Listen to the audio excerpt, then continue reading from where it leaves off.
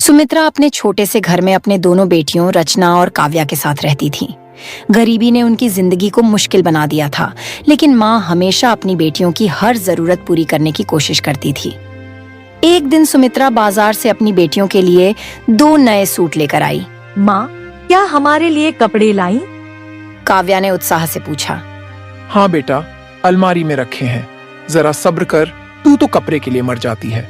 सुमित्रा ने मुस्कुराकर कहा और दोनों पैकेट निकाल कर रख दिए। जैसे ही रचना ने सूट देखा, उसका चेहरा बिगड़ गया। उसने गुस्से से कहा, ये क्या माँ, इतना सस्ता और बेकार सूट, मैं इसे नहीं पहनने वाली। बेटा, मेरे पास जितने पैसे थे उन्हीं में यही खरीद पाई। तो फिर लेने की जरूरत ही क्या थी? वापस कर दो इसे। रचना ने रूखा जवाब दिया। काव्या ने रचना को समझाने की कोशिश की। दीदी, एक बार पहन कर तो देखो, माँ ने दिल से लाया है। लेकिन रचना का गुस्सा कम नहीं हुआ। उसने पैकेट फेंक दिया और कमरे में चली गई। सुमित्रा ने गहरी सांस ली और धीरे से बोली, कोई बात नहीं, वक्त के साथ समझ आ जाएगा। समय बीतता गया। रचना की शादी एक अमीर लड़के विराज से तय हो गई। शादी के बाद रचना जब पहली बार मायके आई तो उसके हाथों में ढेर सारे शॉपिंग बैग थे। माँ देखो, तुम्हारे लिए नई साड़ी लाई हूँ, और काव्या, तेरे लिए एक सूट पूरे 2000 का। सुमन ने मुस्कुराते हुए जवाब दिया। थैंक यू दीदी, लेकिन मुझे नहीं चाहिए। काव्या ने दृढ़ता से कहा। अरे पगली, जल्दी से किसी अमीर लड़के से शादी कर ले ताकि तू भी ऐश कर सके। दीदी, मैं वही शादी करूंगी जहां माँ चाहेगी, और मेरी तकदीर का फैसला ऊपर वाला करेगा। रचना ने उसकी बातों को अनसुना कर दिया और अपनी अमीरी दिखाने में लगी रही। कुछ समय बाद माँ ने काव्या की शादी एक साधारण लेकिन नेकदिल लड़के आरव से तय कर दी। शादी के बाद काव्या का ससुराल बहुत प्यार भरा था। वहाँ उसकी 3 नंदें नेहा, सीमा और पल्लवी थीं, जो उसे बहुत मानती थीं। तीनों ने हंसते हुए कहा, भाभी, आप तो बहुत सुंदर हैं। भैया की तो किस्मत खुल गई। तीनों ने हंसते हुए कहा। धीरे धीरे काव्या अपने ससुराल में रच बस गई। एक दिन उसे रचना का फोन आया। काव्या, श्वेता की शादी में क्या पहन रही है?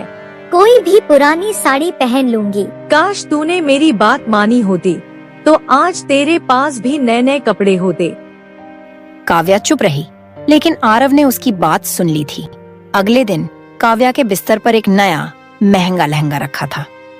यह लहंगा किसका है? उसने हैरानी से पूछा। भैया ने आपके लिए भेजा है। ननद ने हंसते हुए कहा। काव्या की आंखों में खुशी के आंसू आ गए। शादी में जब वह पहुंची तो रचना उसे देखती ही रह गई। रचना ने जलन भरी आवाज में पूछा, इतना महंगा लहंगा कहाँ से आया? काव्या ने मुस्कुराकर कहा, मेरे पति ने दिया है। रचना को पहली बार एहसास हुआ कि खुशियां पैसों से नहीं, बल्कि सच्चे प्यार और अपनेपन से मिलती हैं।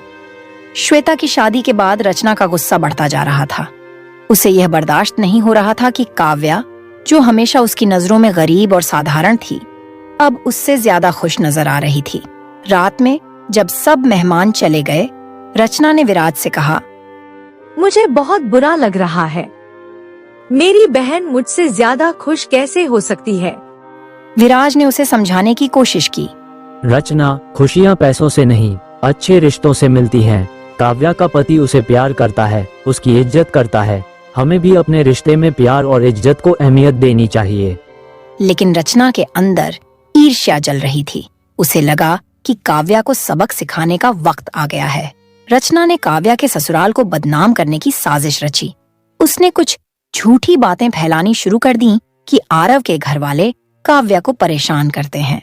धीरे धीरे समाज में यह अफवाह फैलने लगी और बात काव्या के कानों तक पहुंच गई।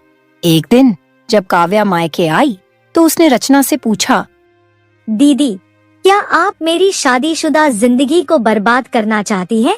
रचना हंस पड़ी। ओह, तो तुम्हें पता चल गया? हाँ, मैंने ये अफवाहें फैलाई हैं। तुम मेरी बात नहीं मानी। तुमने अमीर लड़के से शादी नहीं की, लेकिन अब देखो, लोग तुम्हारे ससुराल को बुरा समझेंगे। तुम्हारी इज्जत मिट्टी में मिल जाएगी। काव्या को बहुत दुख हुआ, लेकिन उसने कुछ नहीं कहा। वह चुपचाप अपने घर वापस आ गई। उधर रचना को अपनी इस हरकत पर कोई पछतावा नहीं था, लेकिन नियति का खेल कुछ और ही था। कुछ ही महीनों बाद विराज के पिता का कारोबार घाटे में चला गया। विराज की नौकरी भी छूट गई। देखते ही देखते उनकी ऐशो आराम की जिंदगी खत्म हो गई। रचना, जो कभी दूसरों को गरीब समझती थी, अब खुद उसी हाल में आ गई थी। वह मायके लौटी, लेकिन वहां भी मां की हालत वैसी ही थी। अब उसे काव्या के घर जाकर मदद मांगनी पड़ी। जब वह वहां पहुंची तो काव्या ने उसका स्वागत किया। काव्या, मुझे माफ कर दो। मैं अपनी गलतियों के लिए शर्मिंदा हूँ। काव्या रचना की आंखों में आंसू थे। काव्या मुस्कुराई और बोली, दीदी, परिवार का मतलब एक दूसरे को गिराना नहीं, बल्कि एक दूसरे को सहारा देना होता है। आओ, मेरे साथ रहो। रचना को पहली बार एहसास हुआ कि सच्ची दौलत पैसा नहीं, बल्कि प्यार और रिश्ते होते हैं। समय के साथ रचना को अपनी गलती का एहसास हुआ और उसने अपने अहंकार को त्याग दिया। काव्या और उसकी ससुराल ने उसे अपना लिया और सबने मिलकर एक खुशहाल जिंदगी बिताई। अगर आपको यह कहानी पसंद आई तो लाइक करें और अपने विचार साझा करें। वाला टीवी को सब्सक्राइब करना न भूलें।